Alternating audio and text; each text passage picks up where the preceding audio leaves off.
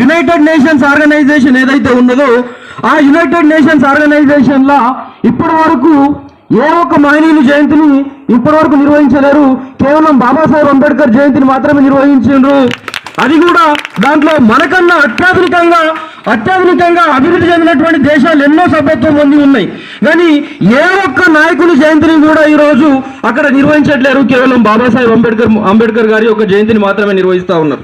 కేవలం నిర్వహించట్లేరు ఆయన జయంతిని. అక్కడ వాళ్ళు ఒక విషయాన్ని కూడా తేల్చి చెప్పడం జరిగింది. ఈ యొక్క మహనీయుని పుట్టినరోజునే జ్ఞానం పుట్టినరోజు అని చెప్పేసి ఈరోజు సింబల్ ఆఫ్ నాలెడ్జ్ అని చెప్పి కూడా ఆయనను ఈరోజు వాళ్ళు చెప్పడం జరిగింది. కాబట్టి అంతటి మహనీయుని ఈరోజు భారతదేశంలో కేవలం మన దురదృష్టమో లేకపోతే వాళ్ళ అవివేకమో కానీ బాబాసాహెబ్ని కొన్ని కులాల కొన్ని వర్గాల ప్రజల నాయకునిగా చిత్రీకరించే ప్రయత్నం చేస్తూ ఉన్నారు. కాబట్టి ఇది భారతదేశానికి కూడా అత్యంత ప్రమాదకరంగా నేను భావిస్తూ ఉన్నా.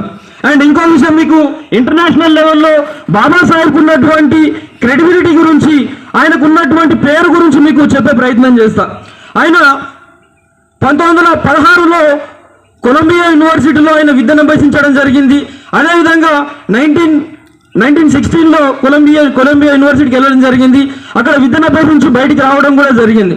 అయితే ఇప్పుడు ఆ కొలంబియా యూనివర్సిటీలో ఏదైతే యూనివర్సిటీలో ఆయన చదివిండో అదే యూనివర్సిటీలో ఆయన ఈరోజు ఒక ప్రత్యేక పాఠన గ్రంథంగా ఈరోజు ఆయన ఒక థీసిస్ గా మారిండ విద్యార్థులకి, ఆ పిహెచ్డి స్కాలర్స్ కి అక్కడ.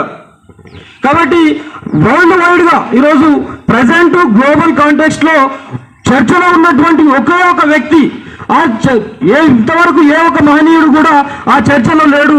ఈరోజు గ్లోబల్ కాంటెక్స్ట్ లో చర్చలో ఉన్నటువంటి ఒకే ఒక వ్యక్తి బాబాసాహెబ్ అంబేద్కర్.